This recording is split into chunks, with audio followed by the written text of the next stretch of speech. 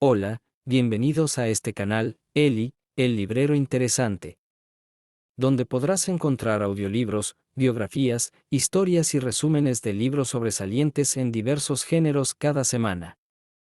Suscríbete para que puedas estar al tanto del nuevo contenido y puedas disfrutarlo mientras desarrollas cualquier otra de tus actividades favoritas. El barril del amontillado es un cuento maestro del género de suspense. No se puede ser más moderno en 1846. Como siempre, el autor exalta de la mejor manera los recursos para lograr el dramatismo deseado. En este libro, Poe nos sumerge nuevamente en los complejos laberintos de la psique humana, obligándonos a ser cómplices de su relato mediante el recurso del narrador que se dirige directamente a nosotros. También nos implica con los vacíos en el relato, que nos obligan a intentar una posible solución, y a la vez nos dejan abierta la puerta a las interrogantes. El barril de amontillado. Por Edgar Allan Poe. Lo mejor que pude había soportado las 1000 injurias de Fortunato, pero cuando llegó el insulto, juré vengarme. Vosotros, que conocéis tan bien la naturaleza de mi carácter, no llegaréis a suponer, no obstante, que pronunciara la menor palabra con respecto a mi propósito. A la larga, yo sería vengado. Este era ya un punto establecido definitivamente, pero la misma decisión con que lo había resuelto excluía toda idea de peligro por mi parte. No solamente tenía que castigar, sino castigar impunemente. Una injuria queda sin reparar cuando su justo castigo perjudica al vengador. Igualmente queda sin reparación cuando ésta deja de dar a entender a quien le ha agraviado que es el quien se venga. Es preciso entender bien que ni de palabra, ni de obra, di a Fortunato motivo para que sospechara de mi buena voluntad hacia él. Continué, como de costumbre, sonriendo en su presencia, y él no podía advertir que mi sonrisa, entonces, tenía como origen en mí la de arrebatarle la vida. Aquel Fortunato tenía un punto débil, aunque, en otros aspectos, era un hombre digno de toda consideración, y aun de ser temido. Se enorgullecía siempre de ser un entendido en vinos. Pocos italianos tienen el verdadero talento de los catadores. En la mayoría, su entusiasmo se adapta con frecuencia a lo que el tiempo y la ocasión requieren, con objeto de dedicarse a engañar a los milleners ingleses y austríacos. En pintura y piedras preciosas, Fortunato, como todos sus compatriotas, era un verdadero charlatán, pero en cuanto a vinos añejos, era sincero. Con respecto a esto, yo no difería extraordinariamente de él. También yo era muy experto en lo que se refiere a vinos italianos, y siempre que se me presentaba ocasión compraba gran cantidad de estos. Una tarde, casi al anochecer, en plena locura del carnaval, encontré a mi amigo. Me acogió con excesiva cordialidad, porque había bebido mucho. El buen hombre estaba disfrazado de payaso. Llevaba un traje muy ceñido, un vestido con listas de colores, y coronaba su cabeza con un sombrerillo cónico adornado con cascabeles. Me alegré tanto de verle, que creí no haber estrechado jamás su mano como en aquel momento. Querido Fortunato, le dije en tono jovial, este es un encuentro afortunado. Pero, ¿qué buen aspecto tiene usted hoy? El caso es que he recibido un barril de algo que llaman amontillado, y tengo mis dudas. ¿Cómo?, dijo él. ¿Amontillado? ¿Un barril? Imposible. Y en pleno carnaval. Por eso mismo le digo que tengo mis dudas, contesté, e iba a cometer la tontería de pagarlo como si se tratara de un exquisito amontillado, sin consultarle. No había modo de encontrarle a usted, y temía perder la ocasión. Amontillado. Tengo mis dudas. Amontillado. Y he de pagarlo. Amontillado. Pero como supuse que estaba usted muy ocupado, iba ahora a buscar a Lucchesi. Él es un buen entendido.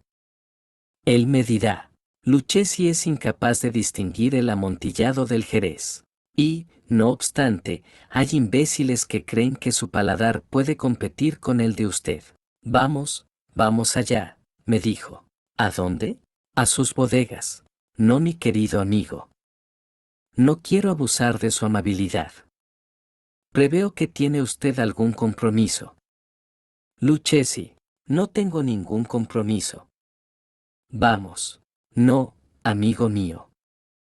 Aunque usted no tenga compromiso alguno, veo que tiene usted mucho frío. Las bodegas son terriblemente húmedas, están materialmente cubiertas de salitre. A pesar de todo, vamos. No importa el frío. Amontillado. Le han engañado a usted, y Lucchesi no sabe distinguir el jerez del amontillado. Diciendo esto, Fortunato me cogió del brazo. Me puse un antifaz de seda negra y, ciñéndome bien al cuerpo mi roquelaire, me dejé conducir por él hasta mi palazzo. Los criados no estaban en la casa. Habían escapado para celebrar la festividad del carnaval. Ya antes les había dicho que yo no volvería hasta la mañana siguiente, dándoles órdenes concretas para que no estorbaran por la casa. Estas órdenes eran suficientes, de sobra lo sabía yo, para asegurarme la inmediata desaparición de ellos en cuanto volviera a las espaldas. Cogí 2 antorchas de sus hacheros, entregué a Fortunato una de ellas y le guié, haciéndole encorvarse a través de distintos aposentos por el abovedado pasaje que conducía a la bodega. Bajé delante de él una larga y tortuosa escalera, recomendándole que adoptara precauciones al seguirme. Llegamos, por fin, a los últimos peldaños, y nos encontramos, uno frente a otro, sobre el suelo húmedo de las catacumbas de los Mantreses. El andar de mi amigo era vacilante, y los cascabeles de su gorro cónico resonaban a cada una de sus zancadas. ¿Y el barril?, preguntó. Está más allá, le contesté. Pero observe usted esos blancos festones que brillan en las paredes de la cueva. Se volvió hacia mí y me miró con sus nubladas pupilas que destilaban las lágrimas de la embriaguez. ¿Salitre?, me preguntó, por fin. Salitre, le contesté. ¿Hace mucho tiempo que tiene usted esa tos? Ejem. Ejem. Ejem. Ejem. Ejem. Ejem. Ejem. Ejem. A mi pobre amigo le fue imposible contestar hasta pasados unos minutos. No es nada, dijo por último. Venga, le dije enérgicamente. Volvámonos. Su salud es preciosa, amigo mío. Es usted rico, respetado, admirado, querido. Es usted feliz, como yo lo he sido en otro tiempo. No debe usted malograrse. Por lo que me respecta, es distinto. Volvámonos. Podría usted enfermarse y no quiero cargar con esa responsabilidad. Además, cerca de aquí vive Lucchesi. Basta, me dijo. Esta tos carece de importancia. No me matará. No me moriré de tos. ¿Verdad? ¿Verdad?, le contesté. Realmente, no era mi intención alarmarle sin motivo, pero debe tomar precauciones. Un trago de este Madak le defenderá de la humedad. Y diciendo esto, rompí el cuello de una botella que se hallaba en una larga fila de otras análogas, tumbadas en el húmedo suelo. Beba, le dije, ofreciéndole el vino. Se llevó la botella a los labios, mirándome de soslayo.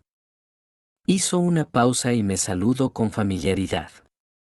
Los cascabeles sonaron. Bebo, dijo, a la salud de los enterrados que descansan en torno nuestro.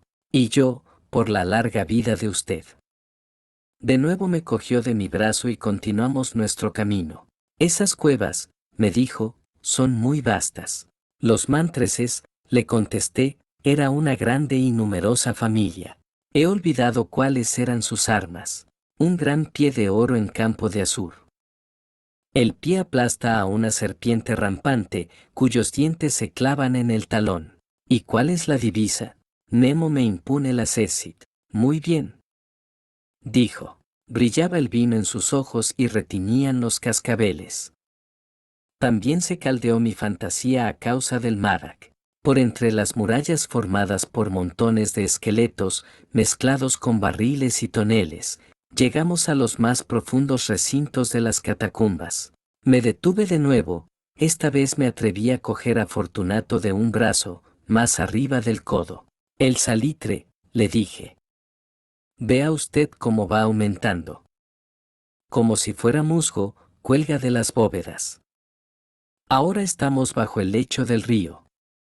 Las gotas de humedad se filtran por entre los huesos. Venga usted. Volvamos antes de que sea muy tarde. Esa tos. No es nada, dijo. Continuemos.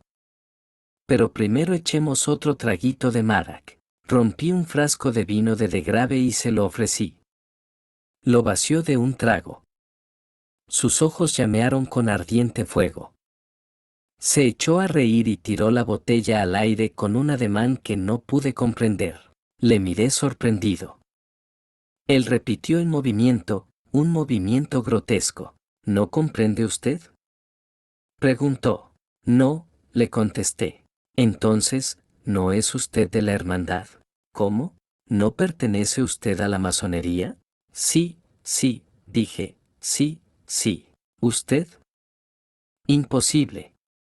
¿Un masón? Un masón, repliqué. A ver, un signo, dijo. Le contesté, sacando de debajo de mi roquelaire una paleta de albañil. Usted bromea, dijo, retrocediendo unos pasos. Pero, en fin, vamos por el amontillado. Bien, dije, guardando la herramienta bajo la capa y ofreciéndole de nuevo mi brazo. Se apoyó pesadamente en él y seguimos nuestro camino en busca del amontillado. Pasamos por debajo de una serie de bajísimas bóvedas, bajamos, avanzamos luego, descendimos después y llegamos a una profunda cripta, donde la impureza del aire hacía enrojecer más que brillar nuestras antorchas. En lo más apartado de la cripta se descubría otra menos espaciosa. En sus paredes habían sido alineados restos humanos de los que se amontonaban en la cueva de encima de nosotros. Tal como en las grandes catacumbas de París, 3 lados de aquella cripta interior estaban también adornados del mismo modo.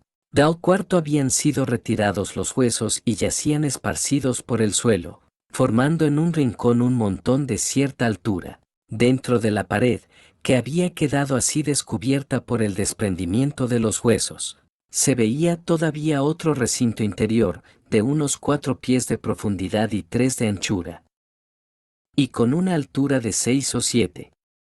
No parecía haber sido construido para un uso determinado, sino que formaba sencillamente un hueco entre 2 de los enormes pilares que servían de apoyo a la bóveda de las catacumbas, y se apoyaba en una de las paredes de granito macizo que la circundaban. En vano, Fortunato, levantando su antorcha casi consumida, trataba de penetrar la profundidad de aquel recinto. La débil luz nos impedía distinguir el fondo. Adelántese, le dije. Ahí está el amontillado. Si aquí estuviera Lucchesi. Es un ignorante, interrumpió mi amigo, avanzando con inseguro paso y seguido inmediatamente por mí. En un momento llegó al fondo del nicho y, al hallar interrumpido su paso por la roca, se detuvo atónito y perplejo. Un momento después había yo conseguido encadenarlo al granito. Había en su superficie 2 argollas de hierro, separadas horizontalmente una de otra por unos 2 pies. Rodear su cintura con los eslabones, para sujetarlo, fue cuestión de pocos segundos. Estaba demasiado aturdido para ofrecerme resistencia. Saqué la llave y retrocedí, saliendo del recinto. Pase usted la mano por la pared, le dije, y no podrá menos que sentir el salitre. Está, en efecto, muy húmeda. Permítame que le ruegue que regrese. No.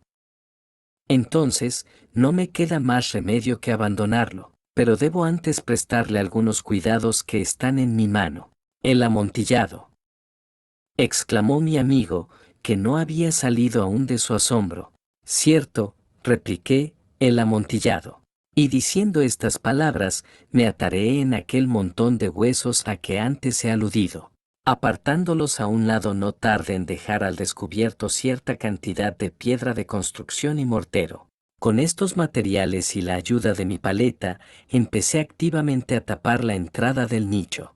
Apenas había colocado al primer trozo de mi obra de albañilería, cuando me di cuenta de que la embriaguez de Fortunato se había disipado en gran parte. El primer indicio que tuve de ello fue un gemido apagado que salió de la profundidad del recinto.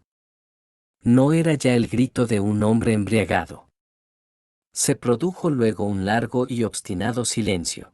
Encima de la primera hilada coloqué la segunda, la tercera y la cuarta. Y oí entonces las furiosas sacudidas de la cadena. El ruido se prolongó unos minutos, durante los cuales, para deleitarme con él, interrumpí mi tarea y me senté en cuclillas sobre los huesos. Cuando se apaciguó, por fin, aquel rechinamiento, cogí de nuevo la paleta y acabé sin interrupción las quinta, sexta y séptima hiladas. La pared se hallaba entonces a la altura de mi pecho. De nuevo me detuve y, levantando la antorcha por encima de la obra que había ejecutado, dirigí la luz sobre la figura que se hallaba en el interior.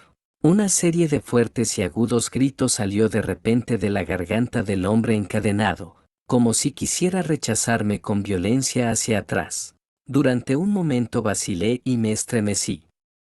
Saqué mi espada y empecé a tirar estocadas por el interior del nicho. Pero un momento de reflexión bastó para tranquilizarme. Puse la mano sobre la maciza pared de piedra y respiré satisfecho. Volví a acercarme a la pared, y contesté entonces a los gritos de quien clamaba.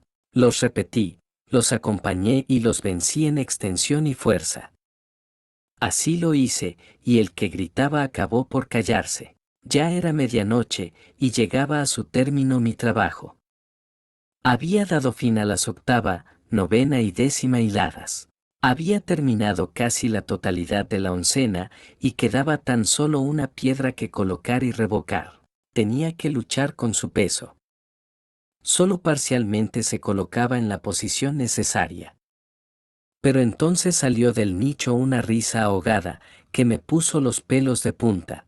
Se emitía con una voz tan triste, que con dificultad la identifiqué con la del noble Fortunato. La voz decía: ja, ja, ja. Buena broma, amigo, buena broma. Lo que nos reiremos luego en el palacio. A propósito de nuestro vino. El amontillado, dije. Sí, el amontillado. Pero, ¿no se nos hace tarde? ¿No estarán esperándonos en el palacio Lady Fortunato y los demás? Vámonos. Sí, dije, vámonos ya. Por el amor de Dios, mántrese. Sí, dije, por el amor de Dios. En vano me esforcé en obtener respuesta a aquellas palabras. Me impacienté y llamé en alta voz. Fortunato. No hubo respuesta, y volví a llamar. Fortunato. Tampoco me contestaron. Introduje una antorcha por el orificio que quedaba y la dejé caer en el interior. Me contestó solo un cascabeleo. Sentía una presión en el corazón, sin duda causada por la humedad de las catacumbas. Me apresuré a terminar mi trabajo.